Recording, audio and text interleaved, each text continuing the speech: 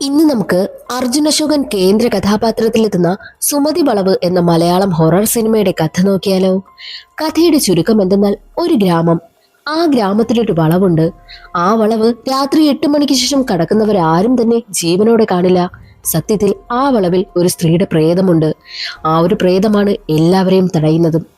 അങ്ങനെ നമ്മുടെ നായകനാണെങ്കിലോ ഒരു പെൺകുട്ടിയുമായിട്ട് പ്രണയത്തിലാവുകയാണ്. ഒന്നാമതേ നായകന് നാട്ടിൽ മുഴുവൻ പേരുദോഷവും. നായകനാണെങ്കിലോ താൻ പ്രണയിക്കുന്ന പെൺകുട്ടിക്ക് അടുത്തെത്തുവാൻ വേണ്ടിയിട്ട് ഒരു ദിവസം അതിസാഹസികമായി വളവ് കടക്കുവാനായും തീരുമാനിക്കുന്നു. എന്നാൽ നായകന് നേരിടേണ്ടി വന്നതോ വലിയ വലിയ വെല്ലുവിളികളായിരുന്നു. അവന്റെ മുന്നിലേക്ക് സുമതി എത്തുകയാണ്. അതെങ്ങനെയെന്നൊക്കെ അറിയണ്ടേ? എങ്കിൽ നമുക്ക് വേഗം സിനിമയുടെ കഥയിലേക്ക് കടക്കാം. അതിനു മുൻപായിട്ട് വീഡിയോ കാണുന്ന കൂട്ടുകാർ ഒന്ന് ലൈക്ക് ചെയ്യാനും ഹൈപ്പ് ചെയ്യാനും മറക്കരുതേ. സിനിമ തുടങ്ങുമ്പോൾ കല്ലേലി എന്ന ഗ്രാമമാണ് കാണിക്കുന്നത്.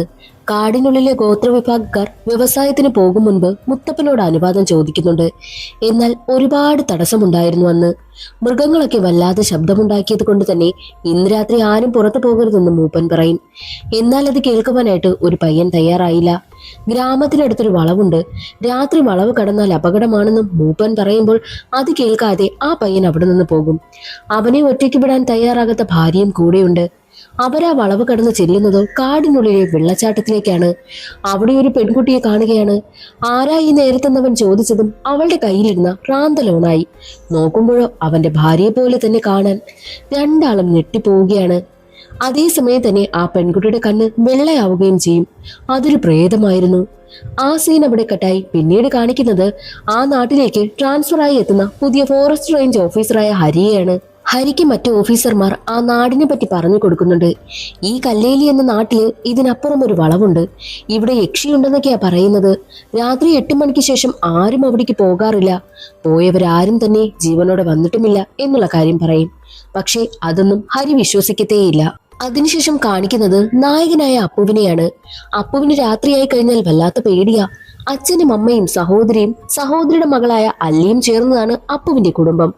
അപ്പുവിന്റെ ഏറ്റവും അടുത്ത കൂട്ടുകാരനാണ് അമ്പാടി. അമ്പാടിയാണെങ്കിൽ ഒരു CD കട നടത്തുകയാണ്. ആ നാട്ടിലെ മാഷിന്റെ മകളായ മീനാക്ഷിയോട് അമ്പാടിക്ക് പ്രണയമുണ്ട്. പക്ഷേ ആ കാര്യം മാഷിനറിയത്തില്ല. അപ്പുവിനോടും അമ്പാടിയോടുമൊക്കെ മാഷ് പറയുന്നുണ്ട്, ഉത്സവം കൊടിയേറുകയാണ്, ഉത്സവം കഴിയും വരെ സൂക്ഷിക്കണമെന്നും പറയും. അങ്ങനെ ഉത്സവം കൊടിയേറുന്ന ദിവസമായി. അവിടേക്ക് ഫോറസ്റ്റ് ഉദ്യോഗസ്ഥർ എല്ലാവരും എത്തുന്നുണ്ട്. ദേ അതാണ് ഭദ്രൻ. ഭദ്രൻ ആണെങ്കിൽ തിയേറ്റർ നടത്തുകയാണ്. ഭദ്രൻ വിവാഹം കഴിക്കാനിരുന്ന പെണ്ണായ മാളു ഒളിച്ചോടിപ്പോയി. അതിന് സഹായിച്ചത് അപ്പുവാണെന്നാണ് എല്ലാവരും പറയുന്നത്. അതുകൊണ്ടാണ് ഭദ്രന് അപ്പുവിനോട് നല്ല ദേഷ്യം. എന്നാൽ മാളു ഒളിച്ചോടി പോയതെന്നാണ് എല്ലാവരും പറയുന്നത്. പക്ഷേ അങ്ങനെ യഥാർത്ഥത്തിൽ സംഭവിച്ചോ? അവൾ ജീവനോടെ ഉണ്ടോ അതോ അപ്പു കൊന്നതാണോ എന്നൊക്കെയുള്ള സംശയം എല്ലാവർക്കുമുണ്ട്. ദേ ഇതാണ് മാളുവിന്റെ കുടുംബം. മാളുവിനൊരു സഹോദരനുണ്ട്, മഹേഷ്. അവൻ പട്ടാളത്തിലാണ്. മഹേഷിന്റെ ഭാര്യയാണ് ശ്രീദേവി. മാളു ഒളിച്ചോടിപ്പോയ ദിവസം ഒരാൾ മരണപ്പെട്ടു. അയാളുടെ ഭാര്യയാണ് സുജ. അവർക്കൊരു മകളുമുണ്ട്. മഹേഷ് ഉടനെ തന്നെ നാട്ടിലേക്ക് വരുമെന്ന് ശ്രീദേവി പറയുമ്പോൾ അപ്പുവിന് വല്ലാതെ ടെൻഷനാകും. കാരണം അപ്പുവിന് ആ ഒളിച്ചോട്ടത്തിൽ ഒരു പങ്കുമില്ലെന്ന് അവൻ പറഞ്ഞിട്ടുണ്ട്. ആരും അത് കേൾക്കുന്നതേയില്ല. പക്ഷേ അപ്പുവാണ് സുമതി വളവ് കടക്കാൻ മാളുവിനെ സഹായിച്ചതാണ് നാട്ടുകാരൊക്കെ പറഞ്ഞു പരത്തുന്നതും. ഇതിന് തെളിവുമില്ല. പക്ഷേ അപ്പു അല്ലെന്ന് അപ്പു തറപ്പിച്ച് പറയുകയും ചെയ്യുന്നുണ്ട്. അങ്ങനെ ഉത്സവം കൊടിയേറി. ഉത്സവത്തിന്റെ കാര്യങ്ങളൊക്കെ നന്നായി നോക്കി നടത്തുന്നതിനായിട്ട് ചെമ്പൻ എന്നൊരാളും എത്തുന്നുണ്ട്. ഉത്സവരാത്രി തെയ്യം അപ്പുവിനോട് പറയുന്നുണ്ട് ആയില്യക്കാരൻ ഒന്ന് സൂക്ഷിക്കണമെന്ന്. ചെമ്പന്റെ കയ്യിൽ 2 നാരങ്ങയും കൊടുത്തിട്ട് ഉത്സവം കഴിയും മുൻപ് തന്നെ ഇത് കുഴിച്ചിടണമെന്നും പറയും. ഉത്സവം കഴിഞ്ഞ രാത്രി തന്നെ ചെണ്ടക്കാരനായ പയ്യനാണെങ്കിലോ മറ്റുള്ളവരാരും പറയുന്നത് കേൾക്കാതെ സുമതി വളവ് കടക്കും. അവന് അടുത്ത ദിവസം എന്തോ പ്രോഗ്രാം ഉണ്ടത്രേ. എന്നാൽ വളവ് കടക്കും മുൻപ് തന്നെ അവനെ പേടിപ്പിക്കുന്ന ശബ്ദങ്ങളൊക്കെ അവൻ കേൾക്കുന്നു. പെട്ടെന്ന് തന്നെ അവൻ തിരിഞ്ഞു നോക്കുമ്പോൾ അവളുടെ പിന്നിലായിട്ട് ഒരു രൂപം വരികയാണ്. അതോടെ അവൻ പേടിച്ച് ബോധം കെട്ട് വീഴും. ജീവനാപത്തൊന്നും സംഭവിച്ചില്ല. ആ സീൻ അവിടെ കട്ടായി. പിന്നീട് കാണിക്കുന്നതോ അടുത്ത ദിവസം തന്നെ തേച്ച കാമുകിയുടെ കല്യാണത്തിന് എത്തിയിരിക്കുകയാണ് അപ്പു. കൂട്ടുകാരെല്ലാവരും അവനെ കളിയാക്കുന്നുമുണ്ട്. വാട സാമ്പാർ വിളമ്പാമെന്ന് പറഞ്ഞിട്ട് അവനെയും കൂട്ടിക്കൊണ്ടു പോവുകയാണ്. ഫുഡ് വിളമ്പുവാനായി നിൽക്കവേ ഭദ്രനും കൂട്ടുകാരനും അപ്പുവിനെ കുത്തി കുത്തി സംസാരിക്കും. മാളുവിനെ കൊന്നിട്ട് ഒളിച്ചോടിയെന്ന് വരുത്തി തീർത്തിരിക്കുക എന്നൊക്കെ പറഞ്ഞവനെ കുത്തുമ്പോൾ അത് കേട്ട അപ്പുവിന് ദേഷ്യം വരും. അപ്പു ഭദ്രനിട്ട് 2 കൊടുക്കാനായി പോകും. ഭദ്രന്റെ ചെകിട് നോക്കി ഒന്ന് കൊടുക്കാനായി ഓങ്ങവേ ഭദ്രൻ മാറിയതും അടി കിട്ടിയ തോന്നിയത് കഥാനായികയായ ഭാമയ്ക്കായിരുന്നു. ഈ ഭാമ മാളുവിന്റെയൊക്കെ ബന്ധുവാണ്. മാളുവിന്റെ ഒരു സഹോദരിയായിട്ട് വരും. അടി കിട്ടിയത് മൂലം ഭാമയുടെ കഴുത്തിന് ഉളുക്കുമുണ്ടായി. അവൾ ഹോസ്പിറ്റലിലാണ്. വീട്ടുകാരെല്ലാവരും അപ്പുവിനെതിരെ കേസ് കൊടുക്കണമെന്ന് പറയുമെങ്കിലും ഭാമ അതിന് തയ്യാറായില്ല. കേസൊന്നും വേണ്ടെന്ന് പറഞ്ഞ് ഒത്തുതീർപ്പാക്കുകയാണ്. അതോടെ അപ്പുവിന് ഭാമയോട് ചെറിയ പ്രണയമൊക്കെ തോന്നും. അടുത്ത ദിവസം അല്ലിയും കൂട്ടി അപ്പു സ്കൂളിലേക്ക് പോകും. അല്ലിയുടെ സ്കൂളിലെ ടീച്ചറാണ് ഭാമ. എന്നാൽ സ്കൂളിൽ വെച്ച് അപ്പുവിനെ കാണുന്ന ഭാമയുടെ സഹോദരനായിട്ടുള്ള വാവക്കുട്ടനാണെങ്കിലോ അപ്പുവിനിട്ട് ഒരു അടിയങ്ങ് കൊടുക്കും. അതോടുകൂടി അപ്പു ബോധം കെട്ട് വീഴുകയാണ്. ആ ഒരു കാര്യം സ്കൂളിലെ ദീപ ടീച്ചർ വഴി കൂട്ടുകാരെല്ലാവരും അറിഞ്ഞു. അപ്പുവിന് ആകെ നാണക്കേടായി. അതേസമയമായിരുന്നു തന്റെ സഹോദരന് വേണ്ടിയിട്ട് മാപ്പ് പറയുവാനായി ഭാമ എത്തിയതും. അതോടെ രണ്ടുപേരുടെയും മനസ്സിൽ പ്രണയമുണ്ടാവുകയാണ്. ഭാമയ്ക്കും അപ്പുവിനെ ഒരുപാട് ഇഷ്ടമായി. മാളുവിന്റെ അച്ഛന് മാളുവിന് എന്ത് സംഭവിച്ചെന്നറിയണം. അവർക്ക് പറ്റിയ ഒരു പോലീസ് ഉദ്യോഗസ്ഥൻ ആ നാട്ടിലേക്ക് ചാർജ് എടുക്കുകയാണ്. രാത്രിയാണ് വരവ്. വളവ് കടന്ന് 8 മണിക്ക് ശേഷം പോകരുതെന്ന് ഉദ്യോഗസ്ഥർ പറഞ്ഞിട്ടും കേൾക്കാതെ മദ്യപിച്ച ബെഞ്ചമിൻ വളവ് കടക്കാൻ നോക്കി. പക്ഷേ പണി കിട്ടി. ബെഞ്ചമിന്റെ വണ്ടി ഓഫായി. കൂടാതെ അയാളെപ്പോലെ തന്നെ ഒരാൾ അയാളുടെ മുന്നിൽ വന്നിട്ട് മാഞ്ഞു പോകും. ഒപ്പം ബെഞ്ചമിന്റെ ജീപ്പ് തീ പിടിച്ച് ബെഞ്ചമിന്റെ മുന്നിലേക്ക് വരും. അതോടുകൂടി ബെഞ്ചമിന്റെ ബോധം പോയി. പുലിയായി വന്ന ബെഞ്ചമിൻ എലിയായി. ഈ കാര്യം നാട്ടുകാരെല്ലാവരും അറിഞ്ഞു. അങ്ങനെ ബെഞ്ചമിന് ആകെ നാണക്കേട്. പണ്ട് ബ്രിട്ടീഷുകാർ വളവ് കടന്ന് വരാതിരിക്കുവാനായിട്ട് ഒരു ഗോത്ര വിഭാഗക്കാർ വളവിൽ ബ്രഹ്മരക്ഷസിനെ കുടിയിരുത്തി. ആ വർഗത്തിലെ അനന്തരാവകാശിയാണെങ്കിലോ ഒരു പെണ്ണിനെ വിവാഹം കഴിച്ചു കൊണ്ടുവന്നു. അവളാണ് സുമതി. ബ്രഹ്മരക്ഷസിന്റെ ശക്തി കൂട്ടുവാനായിട്ട് ഒരു ഗർഭിണിയെ ബലി കൊടുക്കണമായിരുന്നു. സുമതി ഗർഭിണിയായതും സുമതിയെ അവർ ബലി കൊടുത്തു. അതോടെ സുമതിയുടെ ആത്മാവ് അലഞ്ഞു തിരിഞ്ഞ് നടക്കുവാനായി തുടങ്ങി. പിന്നീട് വളവിൽ ആരും മരണപ്പെടാതിരിക്കുവാൻ വേണ്ടിയിട്ട് രാത്രിയായി കഴിഞ്ഞാൽ വളവിലെത്തുന്നവരെ എല്ലാവരെയും സുമതി തടയും. ഈ കഥകളെല്ലാം ഒരു ആദിവാസി സ്ത്രീ വഴി അറിഞ്ഞ് അപ്പു ആണെങ്കിൽ പേടിക്കുകയായിരുന്നു. അതേസമയമായിരുന്നു മഹേഷ് നാട്ടിലേക്ക് തിരികെ വന്നതും. മഹേഷിനാണെങ്കിൽ മാളുവിന് എന്ത് സംഭവിച്ചു എന്നറിയണം. എന്നാൽ ബെഞ്ചമിൻ പറയുന്നത് ആ വളവിൽ എന്തോ ഉണ്ട്. മാളു ജീവനോടെ ഉണ്ടാകാൻ സാധ്യതയില്ല എന്നാണ് ബെഞ്ചമിൻ പറയുന്നത്. അങ്ങനെയിരിക്കെ ഭാമയും അപ്പവും പ്രണയത്തിലായല്ലോ. രണ്ടാളും സംസാരിക്കുന്നത് ബെഞ്ചമിൻ കൈയോടെ പൊക്കി. അതോടെ ഭാമയുടെയും ഭദ്രന്റെയും വിവാഹം ഉറപ്പിച്ചു. മാളുവിനെയോ അവർക്ക് കെട്ടിച്ചു കൊടുക്കാൻ പറ്റിയില്ല. അതുകൊണ്ടാണ് ഭാമയുമായിട്ട് അവന്റെ വിവാഹം ഉറപ്പിച്ചതും.